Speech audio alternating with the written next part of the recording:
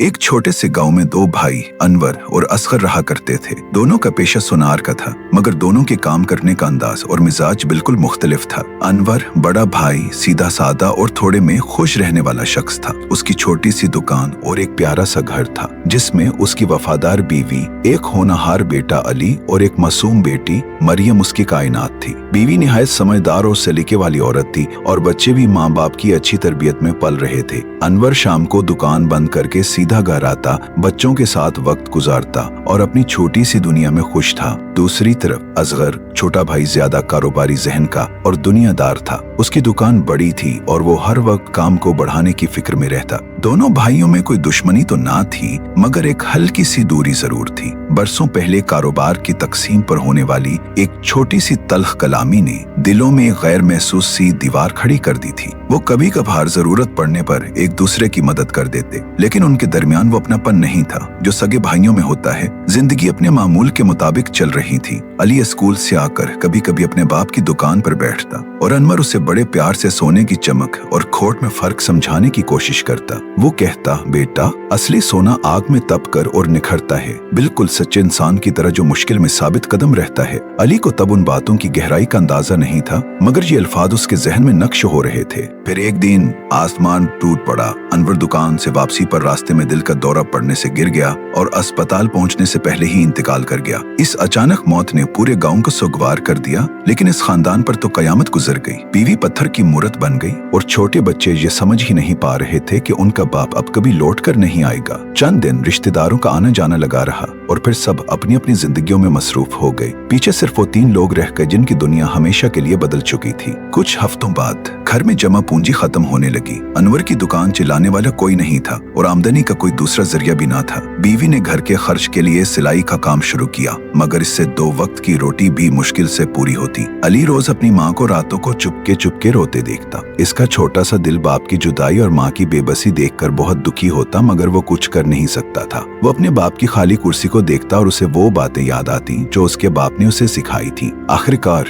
एक दिन माँ ने अपनी आखिरी जमा पूंजी निकाली। शादी के वक्त मिला एक पुराना सा सोने का हार। ये हार उसे बहुत अजीज था, मगर बच्चों की भूख के आगे ममता की हर मोहब्बत छोटी पड़ जाती है। उसने कांपते हाथों से हार अली को थमाया और भरी हुई आवाज में कहा, बेटा, ये हार लेकर अपने चचा असगर के पास जाओ। उनसे कहना कि अम्मा ने भेजा है, इसे खरीद लें और जो मुनासिब कीमत हो दे दें। अली ने खामोशी से हार लिया। उसने माँ की आंखों में उम्मीद और बेबसी का तासुर देखा और चचा की दुकान की तरफ चल दिया। असगर अपनी दुकान में ग्राहकों से घिरा बैठा था। अली को दरवाजे पर देखकर वो हैरान होकर उसे अंदर आने का इशारा किया। अली ने सलाम किया और इंतजार करने लगा। जब ग्राहक चले गए तो उसने डरते डरते हार मेज पर रख दिया। चचा, अम्मा ने कहा है कि ये हार बेचकर कुछ पैसे दे दें, घर में बहुत जरूरत है। असगर का रवैया कारोबारी और थोड़ा रुखा था। उसने हार उठाया, उसे अपनी कसौटी पर परखा और एक लम्हे के लिए उसकी आंखों में एक अजीब सी चमक आई जिसे अली समझ न सका। फिर उसने अली के परेशान चेहरे को देखा। शायद इस लम्हे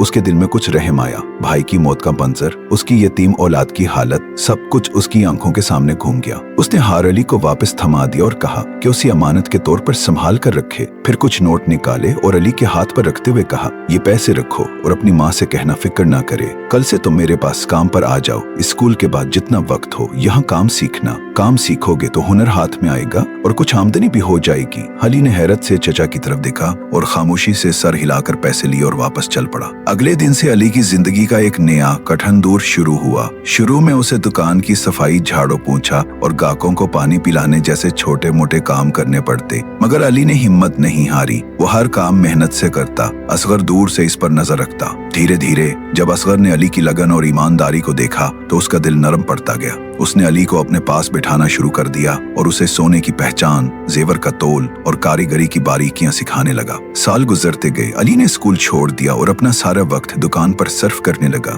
वो अब सिर्फ एक शागिर्द नहीं था, बल्कि असगर का दायां बाजू बन चुका था। 10 साल गुजर गए। अली अब एक 22 साल का खुद एतमान नौजवान था। कारीगरी में उसका हाथ साफ हो चुका था और ग्राहकों से बात करने का सलीका भी आ गया था। असगर अब ज्यादातर वक्त काउंटर पर बैठता और दुकान का सारा काम अली ही संभालता था। एक दिन जब दुकान पर कोई ग्राहक नहीं था, असगर ने अली को बुलाया। बेटा, जरा घर जाकर वही हार ले आओ जो तुम 10 साल पहले मेरे पास लाई थी। अली चौंक गया। चचा, वही हार? वो तो आपने खरीद लिया था। असगर मुस्कुराया। नहीं बेटा, वो मैंने अमानत के तौर पर रखा था। जाओ ले आओ, आज इसका हिसाब करने का वक्त है। अली घर गया, माँ से हार लिया और वापस दुकान पर आया। इसके दिल में कई सवालात थे। असगर ने हार अली के हाथ में दिया और कहा, लो बेटा, अब तुम खुद एक माहिर कारीगर हो, इस हार की कीमत लगाओ। अली ने हार को गौर से देखा, उसे औजारों से परखा, कसौटी पर रगड़ा और उसका चेहरा धीरे धीरे संजीदा होता गया। आखिरकार उसने खामोशी से सर उठाया और कहा, चचा, ये तो नकली है, इसमें तो बराए नाम सोना है,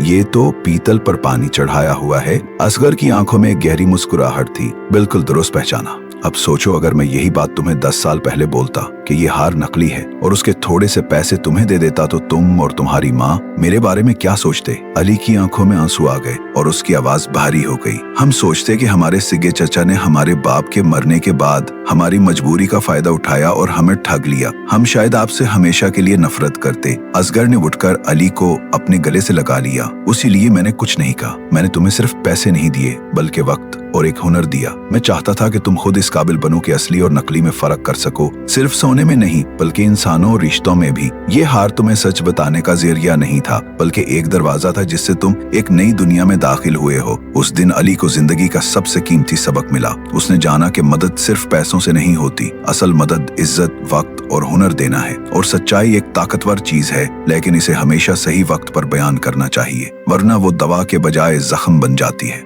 असगर चाचा की तरह कि आपकी जिंदगी में भी कोई ऐसा शख्स है जिसने मुश्किल वक्त में आपकी मदद की हो? कमेंट्स में अपनी कहानी जरूर बताएं।